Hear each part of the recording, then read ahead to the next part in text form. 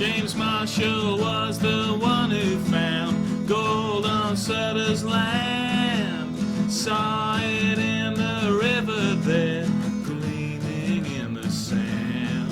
The cry went up all over town, gold for American kind. People came from far and wide, riches on their mind. They said they'd die for Sutter's gold, they'd give their heart and soul for Sutter's gold. Sam Brennan was a businessman who ran the local store. Guess gold miners needed tools to dig, stocked up with picks galore. And while others worked and broke their backs trying to find a seam, Sam Brennan just sat back and laughed, living off their dreams. He said they'd die for Sutter's gold, they'd give their heart and soul for Sutter's gold. He said they'd die for Sutter's gold, they'd give their heart and soul for Sutter's gold. Well, fortunes were made and fortunes were mourned. James Marshall as poor as the day he was born. There at the end of the whole sad affair, Sam Brennan became a millionaire.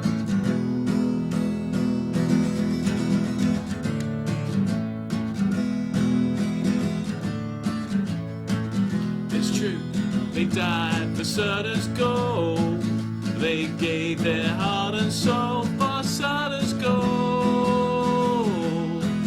They died for Sutter's gold, they gave their heart and soul for Sutter's gold, for Sutter's gold. They'll keep on looking, they'll keep on looking, but they'll keep on looking, but they'll keep on looking.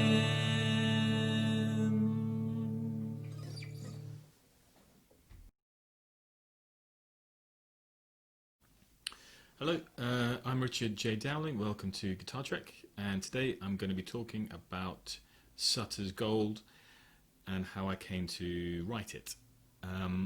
First of all, I'd had the music element for quite a while, so like some months ago I'd had it, and it's very simple. I don't know if you can see, but it started off as a D major, A major, E major. I'm holding my electric guitar because it's a bit lighter, and it's not lighter, it's less bulky, so it's easier for me to move around as I'm wanted to do in these videos. And so that was just the basic idea, very simple.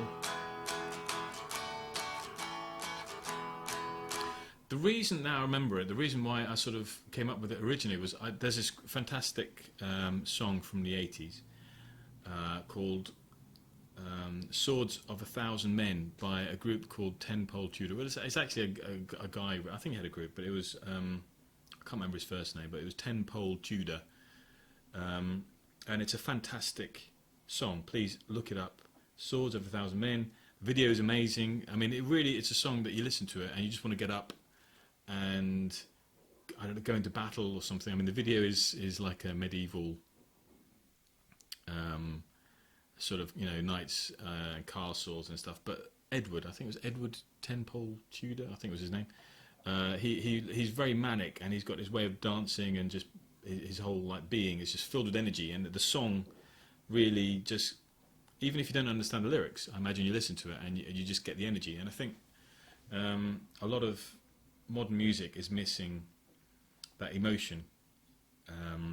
Now there could be many reasons for it. A lot of people are saying that it's, online with various different YouTube channels, there's a lot of debate about this, and some people say that a lot of it is because of the fact that music is done mainly on computer and everything is made perfect with today's editing programs. I was going to say Photoshop, but I don't think we use Photoshop for music. Pro Tools, you can snap everything to a grid, get every snare hit right on time. Every vocal can be perfectly pitched with autotune or Melodyne, and so ironically, this takes out a lot of the emotion of music, because music made by human beings always has slight imperfections. Now, obviously, the better musician you are, the closer you approach to perfection. But the problem is, especially for singers, I think, is that probably it's the same for drummers and guitar as well, that the emotion comes through. I think not through the imperfections per se, but the more perfect something is, the less likely you are to express your emotions. Now, I mean, for instance, if you listen to opera singers, in fact, no, it's not. I'm not being. Let's be a little more exact about what I'm saying here. It's not so much that you can't express emotion when things are perfect. It's the fact that you can't express your individuality. I think that's the main point. So if you listen to opera singers, they have wonderful technique. They are, without doubt, amazing athletes. I mean, the technique that they use for singing without amplification over an orchestra is just stunning. And it's been my privilege to be with a couple of opera singers who, in person in a room, and the resonance that they give to their voice, I mean, it's just utterly amazing. You've never seen anything or heard anything like it. So find an opera singer, get them in a room, and ask them to sing politely, obviously. And so, nevertheless, I find it difficult to tell one opera singer from another opera singer, because the technique is such that it forces you to use your body in a way that more or less the voices, for me, sound similar. And I think this is what's happening with computerized music, is that everything becomes the same. Even vocals become pitch perfect, and they lose the ability to transmit one person's emotion, or an individual's sense of what they think is the right note, or what they think is the right emotion for the note. Neil Young, I think, was famously told by a recording engineer that he was singing a bit flat, and his response was, "That's my style." And I envy that confidence in his ability. But I think it gives an indication that certainly Neil Young is one of those singers, you hear him and you think, oh yeah, that's Neil Young. Lou Reed, Bob Dylan, they're all very idiosyncratic singers. I mean, I don't think any of them would be said to be perfect singers. And yet, for the purpose of pop music and transmitting emotion, for me, they are perfect singers. So anyway, so they had that song, Swords of a Thousand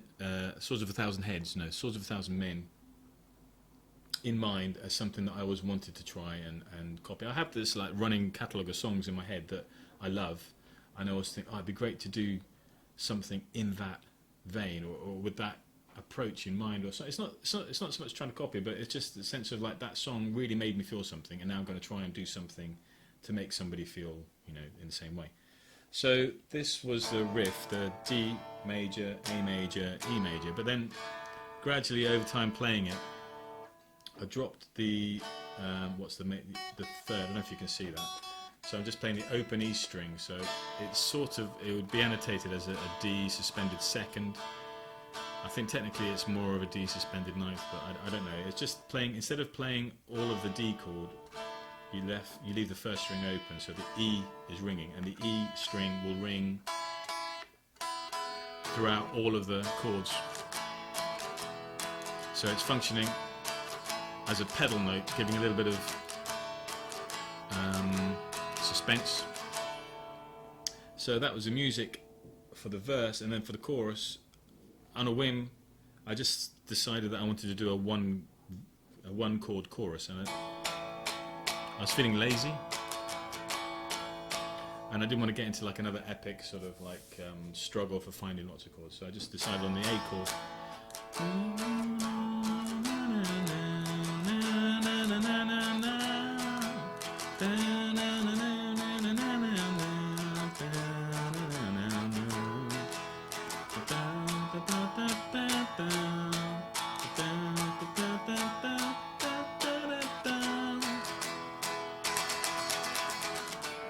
So then I had basically the song, and as luck would have it, I came across this story. I teach English as a second language, and in this textbook there was the story of Sutter's gold. It's a real true story in the California gold rush.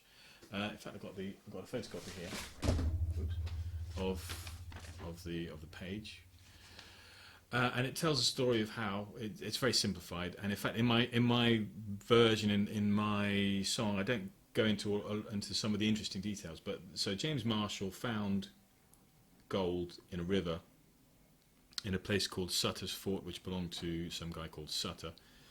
But really, the man who made his fortune out of all this was Sam Brennan, who had a store where people would get their supplies, and realizing that potential gold miners were going to need a lot of equipment, he decided to foment the demand for gold. So he was the one who actually went around shouting out, "There's gold, there's gold, there's gold." Gold in the American River, I think, was the phrase.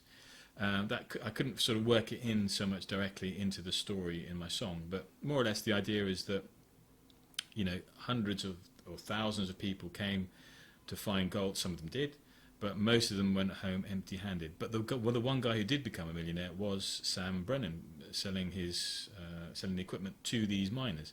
And in itself, it's an interesting story. But I think it's also I found it a metaphor for the modern day internet gold rush, where YouTube or Spotify or all of these, are sort of promising millions to people if they have a successful channel or if their music takes off on Spotify. But the real people who are making the millions are, of course, the service providers, the YouTube, Spotify, Facebook. These are the people making the money, not the artists in general. So it's quite a strongly worded critique, really. I mean, I guess looking at it from the other point of view, Sam Brennan was an intelligent guy who spotted a hole in the market and made a legitimate fortune. So really, I mean, you can't really blame him. It was just from an artistic viewpoint, it was a little bit ironic. In the same way that YouTube provide a service, Spotify provide a service, and as far as I know, they're doing it in all good faith, and nevertheless, I think we all feel some of the frustration sometimes of trying to have a successful channel on YouTube, for example, or get your music listened to on Spotify. But anyway, so that was some of the thinking behind the song, and why I always feel that these historical events are usually, in some ways, valuable for looking at modern times, which is one thing that always gets me when I see, for instance, conversations on forums. Somebody will resurrect.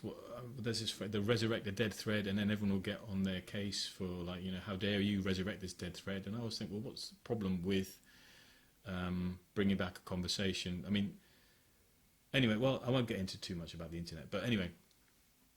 The general trend for the internet is that the only time that exists is now. Anything from yesterday is obsolete and out of date, which goes against my natural way of looking at things. I'm always looking to the past for inspiration or just for entertainment.